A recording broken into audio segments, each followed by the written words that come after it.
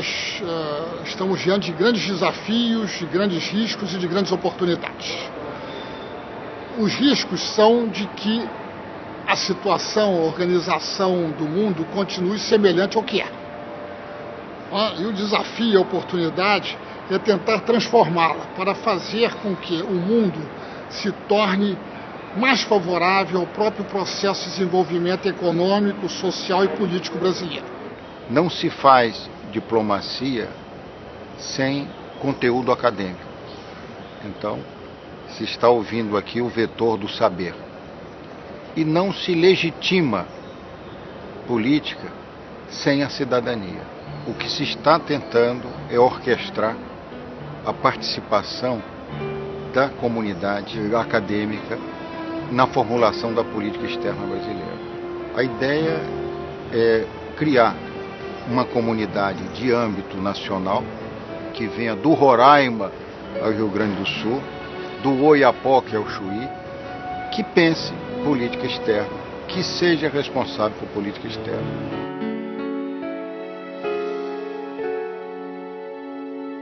É necessário você trazer o máximo de informação, de interação, de crítica, para que não somente a academia se beneficie, nem o Itamaraty, mas o próprio país, para formar visões mais atualizadas sobre a situação internacional. O Brasil é o resultado direto do movimento de mundialização, do início do movimento de mundialização que as descobertas portuguesas construíram.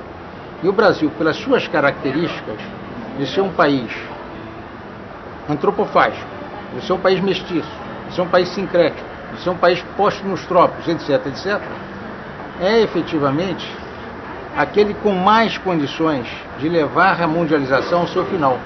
E a mundialização é a base sobre a qual a filosofia ocidental se estruturou.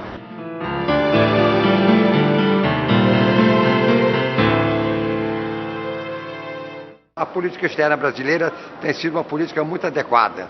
Uma política de cordialidade universal, não temos hostilidade com nenhum país do mundo, não estamos em oposição a nenhum país do mundo. E, por outro lado, temos relações mais estreitas com a nossa própria região, temos relações, naturalmente, inevitavelmente importantes com a Europa e com os Estados Unidos, mas mantemos uma distância conveniente de proteção de soberania em relação a esses dois grandes centros de poder.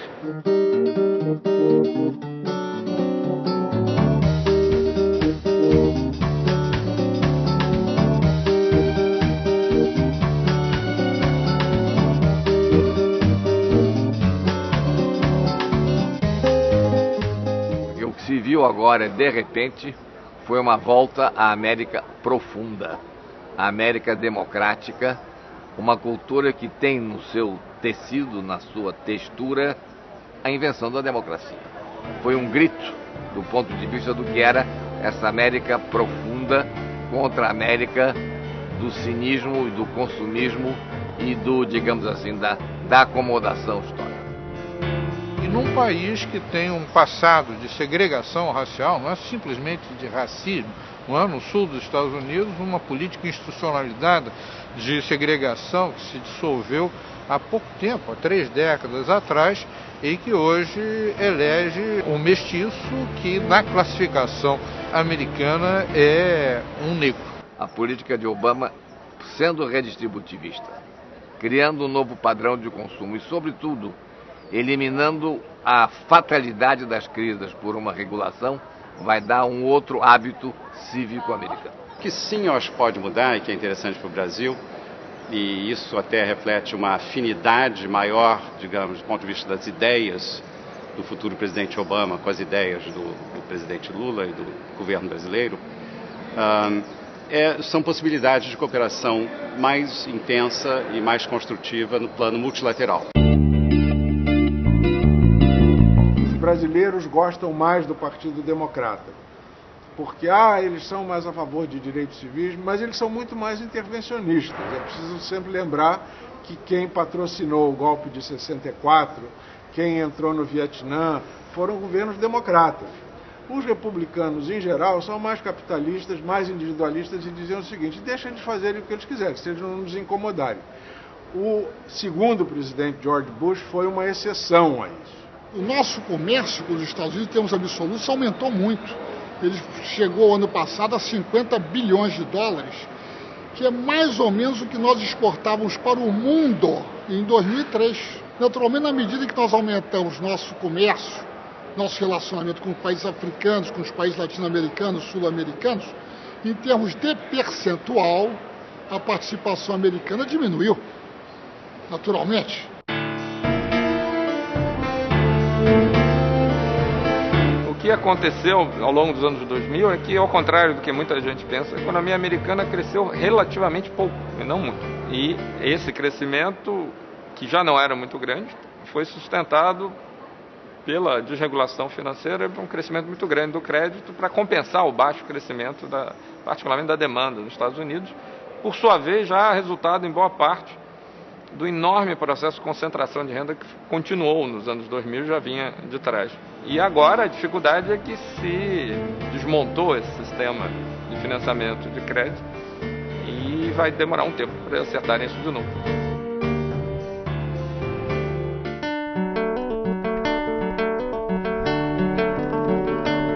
A América Latina é uma criatura do final do século XIX, início do século XX, que os franceses criaram para se inserir na América. Porque, na verdade, o que nós temos é uma América ibérica. A participação francesa na América Latina é muito pequena, se deu no Haiti, né? Mas como eles necessitavam de ter uma postura de presença, eles criaram um discurso da América Latina, e nós incorporamos esse discurso da América Latina. Hoje você tem uma América Central, você tem uma América Andina, você tem uma América do Plata, você tem várias Américas que constituem, na sua quase totalidade, uma América Ibérica. O fascinante na América Latina e Caribe é essa sensação de que é alguma coisa que está sempre se construindo. É alguma coisa que está sempre se construindo. Isso é que dá a sensação de eternidade, porque a gente morre, a gente está se construindo, mas a gente acaba uma hora. A América Latina e o Caribe não acabam, estão sempre se construindo e vão estar sempre se construindo. Então são eternos. O que nos aproxima também, se não nos une, é o fato histórico que eu classifico como a perda de oportunidades. A América Latina é um continente que perde oportunidades. Historicamente, isso é facilmente comprovável.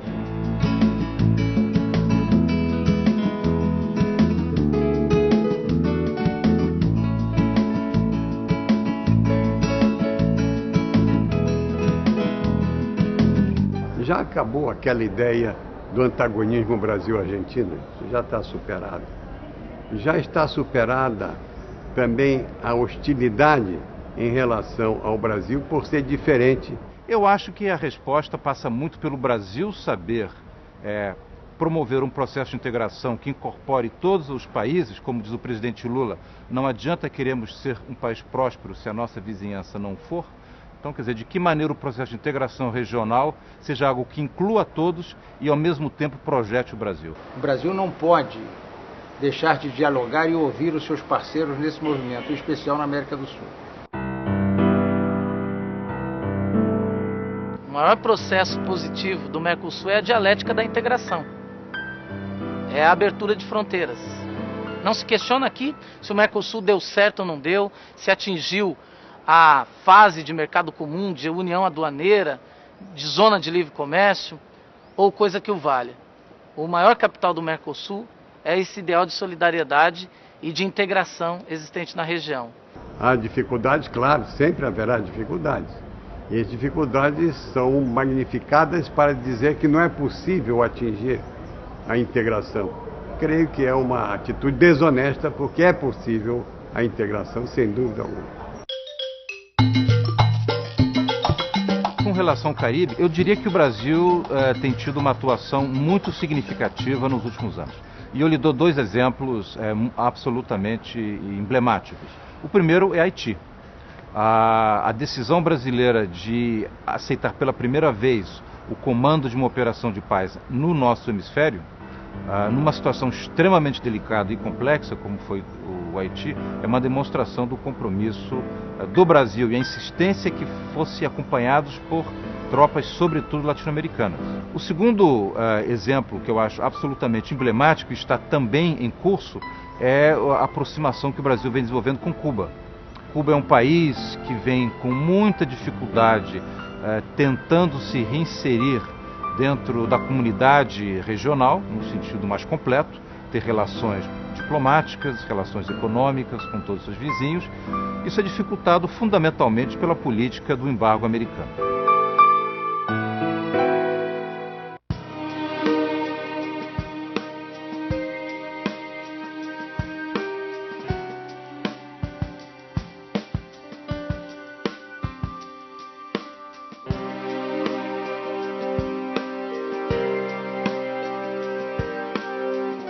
Olha, o grande desafio da Europa é o seguinte: ou ela se integra do ponto de vista da sua política de defesa, do ponto de vista da sua política externa, e nessas condições ela adquire uma capacidade de disputar a hegemonia no sistema internacional, ou ela continua agindo no plano externo, no plano militar, por meio de uma série de estados nacionais que são pequenos e que não têm dimensão suficiente para uma disputa hegemônica. A União Europeia depende de um sistema colegiado de decisão que é extremamente difícil, o que torna o seu papel futuro extremamente incerto. Então, ao contrário de países como Rússia, China, Estados Unidos, Índia, a União Europeia não tem uma estratégia clara, uma estratégia estabelecida. A qualquer estratégia que ela venha a fazer para os próximos 20, 30 anos,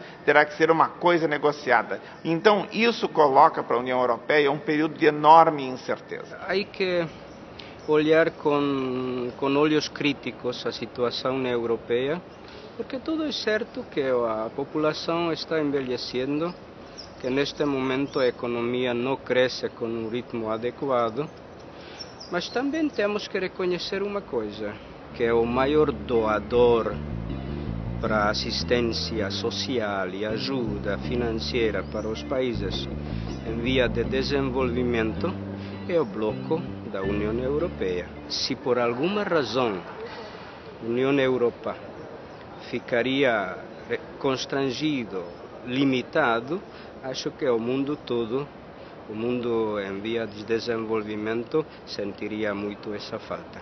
A União Europeia, como bloco, é o maior parceiro comercial do Brasil.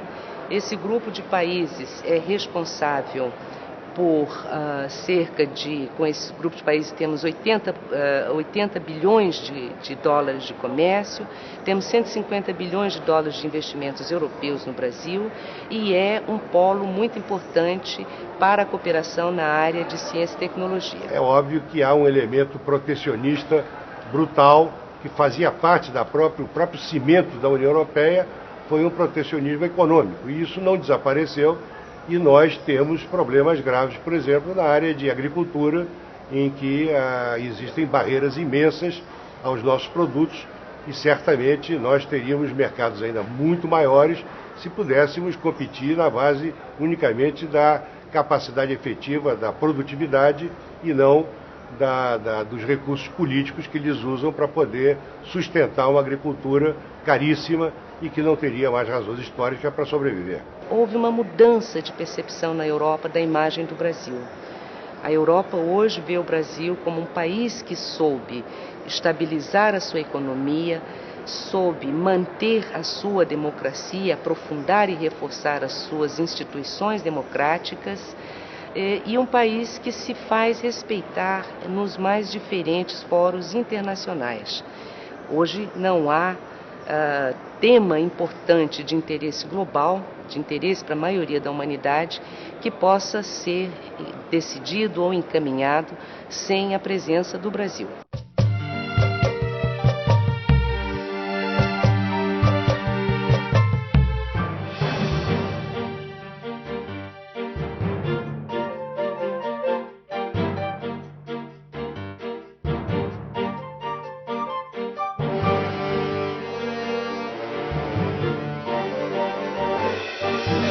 Há também uma certa nova África, que não tem nada a ver com a ocupação internacional da África. Tem a ver com a descoberta e a determinação de pessoas, de líderes políticos dessa última geração, que percebeu que o discurso apenas da pobreza, das guerras e da importação de ajuda e cooperação internacional não era suficiente para um crescimento e um desenvolvimento sustentável e social na África. Ao caso de Moçambique, Moçambique é um país que migrou do socialismo de cópia soviética para uma sociedade em democratização acelerada. Os desafios dos africanos são os mesmos nossos. Tratar aquilo como estado de natureza que não tem fim e que é o inferno de Dante é uma visão profundamente equivocada de quem não pisou na África. Muitos dos nossos acadêmicos, dos nossos intelectuais, vão conhecer a África através de instituições europeias ou americanas. Nós temos a África no Brasil, é preciso que o Brasil esteja na África também. Essa é uma troca de reciprocidade fundamental para que o Brasil se explique no mundo. A política externa dos anos 70 do Brasil para a África foi muito importante. Aquilo correspondeu a interesses nacionais do Brasil. O Brasil não tinha petróleo, mas precisamos buscar petróleo na África. Essa foi a política dos militares dos anos 70. Segundo, o Brasil desejava ser ator global e, portanto, precisava dos votos africanos na ONU. Ter deixado a África, quando tínhamos avançado, foi um sacrifício aos interesses nacionais do Brasil, porque estamos voltando.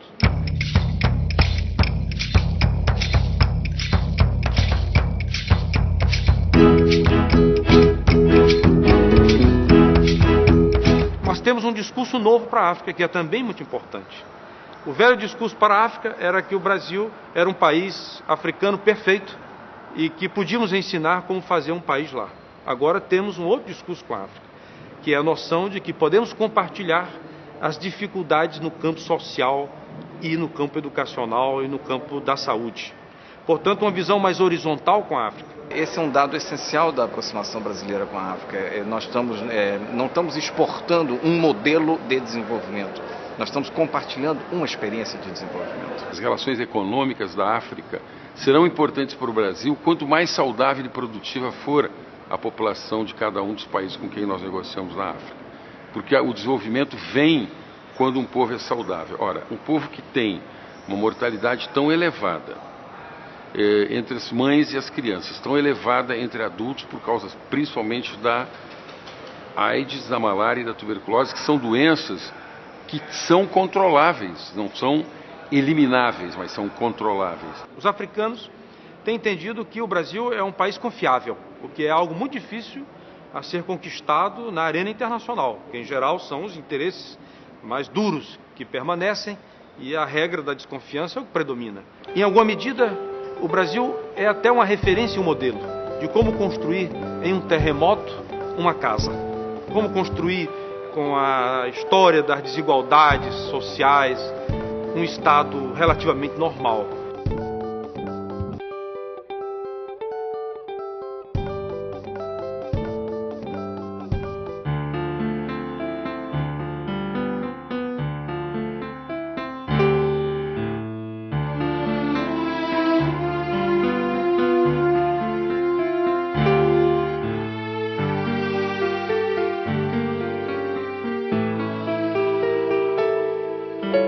A Rússia, ela sempre foi no mínimo uma grande potência no cenário internacional, né? Na época do czarismo, ela era uma grande potência europeia.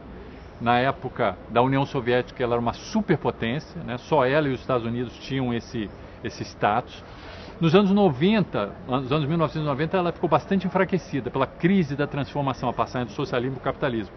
Mas a partir de 99, com a recuperação econômica, nos anos 2000, ela está recuperando crescentemente o seu status de grande potência mundial. E isso tem causado problemas no cenário internacional, porque ela está querendo recuperar esse status e os países ocidentais têm tratado a Rússia dos anos 2000, uma Rússia recuperada, mais forte, como se ela ainda fosse a Rússia enfraquecida dos anos 90.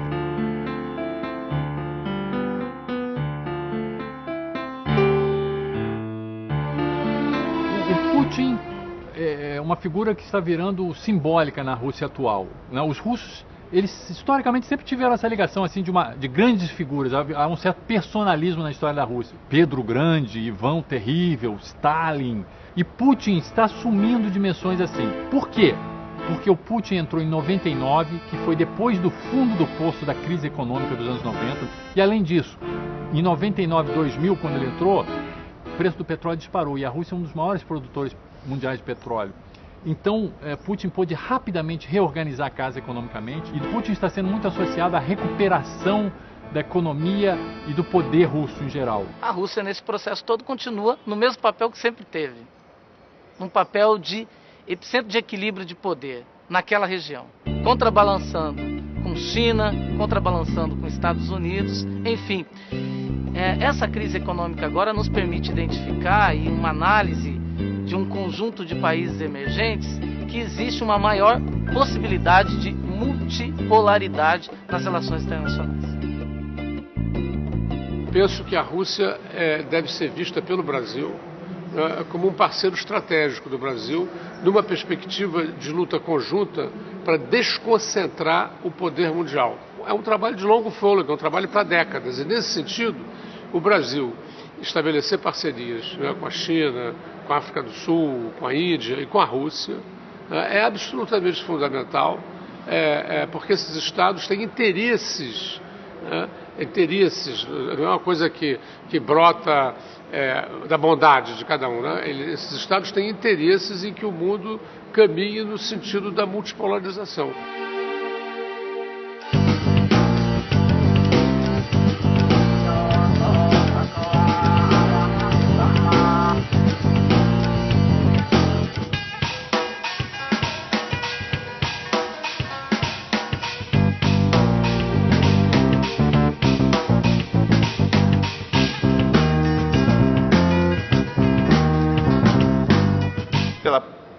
Primeira vez em 200 anos, nós estamos voltando a uma preeminência do Oriente.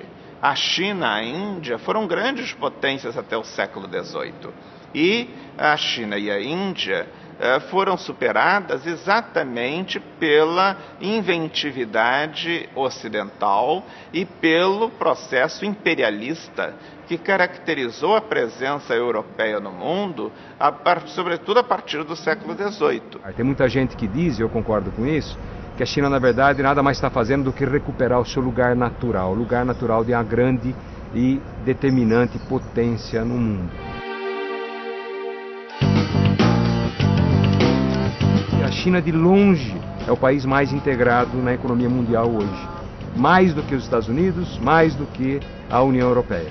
Nenhum país consegue ter essa dinâmica de integração com o mercado mundial como a chinesa. Por isso exatamente que o impacto, qualquer impacto na economia chinesa vai ter uma repercussão muito profunda na economia mundial. Cria uma série de paradoxos. Um país com um partido único, sem democracia, que se diz comunista, ocupando um lugar de proeminência, vamos dizer assim, para ajudar a recuperação do próprio capitalismo mundial. Muitas atenções e esperanças se voltam para a China. Se você pensar no Japão, que é o terceiro país que a gente vai conversar nessa mesa sobre a Ásia, o Japão, durante os anos 80 e 90, ele ensaiou um movimento parecido com o da China. Mas, a partir daí, a economia praticamente estagnou, a sua estrutura financeira não se abriu, o ien não conseguiu penetrar o sistema financeiro internacional, perdeu a liderança regional para a China e hoje, concretamente, não tem mais condições de ser o que a China já é. Então, diante desse quadro, o que nós vemos é que o governo japonês tem adotado medidas e políticas para tentar recuperar o seu status internacional, sua posição internacional, não só econômica, né, que a partir de 2001 o Japão conseguiu ter algum crescimento econômico, mas também político.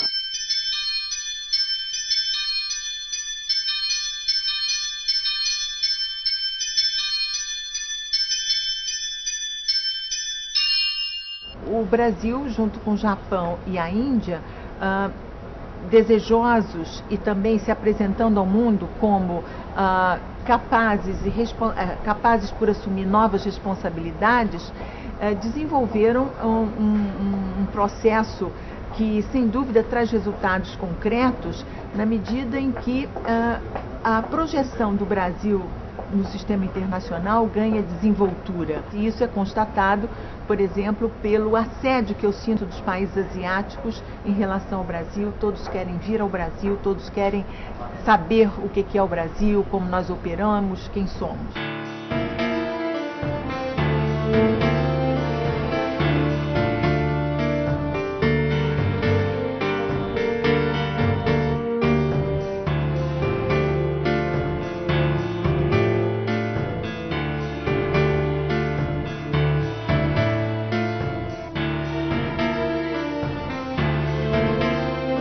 O Brasil, como um todo, desconhece a Amazônia, sua grandeza, suas responsabilidades, e posso até associar isso a um processo histórico.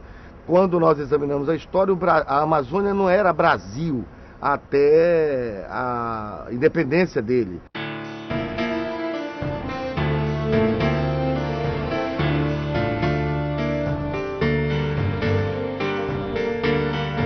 Nós não temos a Amazônia catalogada. É sem dúvida um repositório imenso de diversidade biológica que nós estamos, eu diria assim, muito inicialmente no processo de catalogação. Mas é um erro muito grande investir só na catalogação do que existe na Amazônia. Nós precisamos utilizar o que sabemos já para produzir processos de inclusão social na região.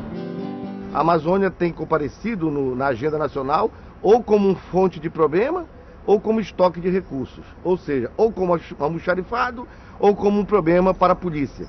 Então, acredito que por isso a soberania da região tem essa complicação.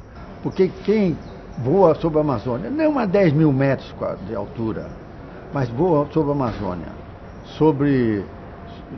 em helicóptero, em avionetas, chega à conclusão de quão verdadeiras são as declarações de Euclides da Cunha, quando disse que aquela área imensa era tão ciclópica que a inteligência humana não suportava de improviso. Agora, a intocabilidade é imperdoável e a predação mais ainda. Há uma maneira clara para defender os nossos interesses. É conhecer antes dos outros. O que é fundamental conhecer. Portanto, devemos, mais do que contratar guardas que impeçam a exportação indevida de peças ou de material biológico, gente que estude o material biológico. Então, 10 cientistas para estudar e 1 para proteger. Hoje estamos mais a caminho de 10 guardas para proteger e 1 cientista para estudar. O que é que nós temos no Brasil amazônico? Nós temos todas as matérias-primas que os países desenvolvidos precisam. Manganês, ferro, ouro, diamante e nióbio. O nióbio hoje é o mais importante. 98% do nióbio do mundo está na Amazônia.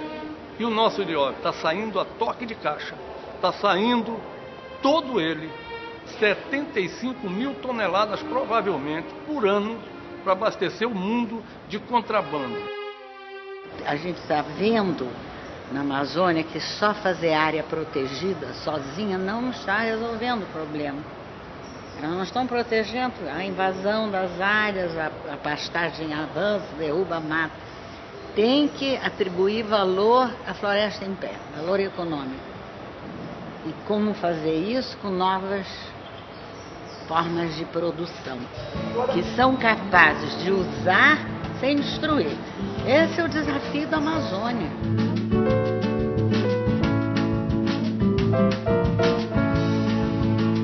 E a agenda científica e a agenda diplomática, elas têm que andar juntas na Amazônia, até porque se nós temos hoje 5 mil pesquisadores estrangeiros pesquisando a Amazônia, e de algum modo eles estão institucionalmente vinculados aos seus países de origem, a diplomacia poderia fazer um esforço de convergência entre essa agenda científica externa, de interesse do pensamento científico universal, e questões pontuais que nós temos em momento de resolutividade na Amazônia. Por outro lado, a Amazônia vai cumprir um papel fundamental também para o processo de integração sul-americano.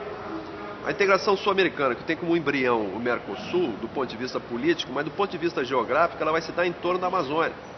São 10 países com o domínio da Amazônia. Nós fazemos fronteira com 7. Nós temos saída para o Atlântico, para o Mar do Caribe. Com a rodovia interoceânica vamos ter saída para o Pacífico. Se conecta com o Nordeste brasileiro, o Centro-Oeste brasileiro, o Altiplano boliviano. Então, ela será a plataforma em torno da qual vai se dar essa integração.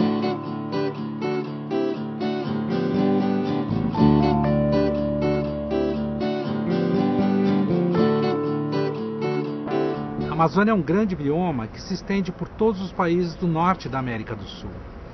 E mais, não é mais uma região apenas sul-americana. Hoje ela é também europeia, uma vez que a gente tem um estado europeu incrustado na Amazônia, que é a Guiana Francesa.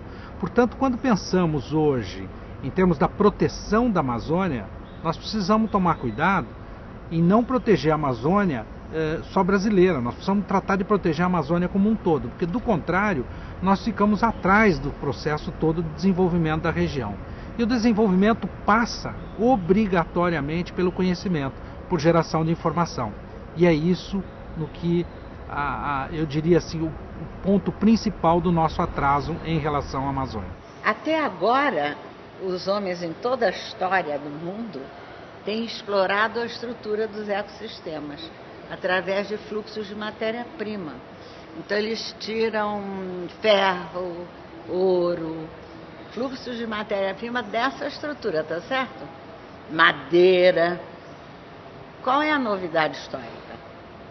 É que agora os homens estão mercantilizando as funções dos ecossistemas.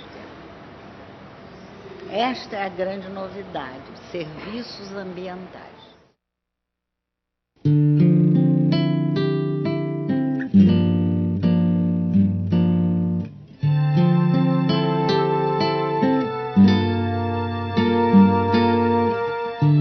Acredito que para a política internacional do século XXI, com as mudanças no cenário global que estão acontecendo, a tônica, a palavra tônica desse futuro seria a unidade da diversidade. O que mais nos interessa nessa globalização é a globalização dos direitos humanos. Eu acho que a educação é o canal principal pelo qual os países podem começar os seus entendimentos. Com relação aos valores que serão básicos para a humanidade no século XXI, eu espero que um deles seja exatamente esse a qual nós nos referimos há pouco, a paz.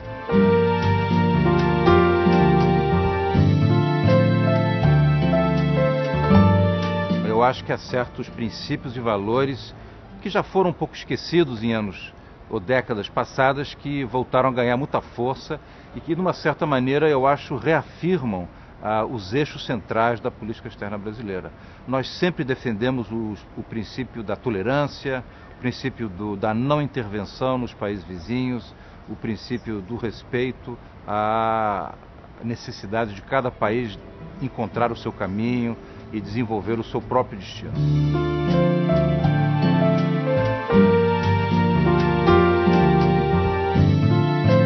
No passado, nós tínhamos presidentes muito sofisticados, mas que representavam o Brasil com um certo constrangimento. Eu preferia ser inglês, eu preferia estar representando a França, eu gosto de vinho francês. Então você representar o que gosta, autenticamente o que gosta, é algo absolutamente exitoso. E essa autenticidade de representar um país que você gosta e de uma maneira autêntica faz a diferença. O brasileiro é pós-graduado em relações públicas. É o povo mais preparado para o relacionamento internacional. No Brasil, nós temos inclusive um preconceito em favor dos estrangeiros. Aqui no Brasil não existe a xenofobia, existe o contrário, a xenofilia.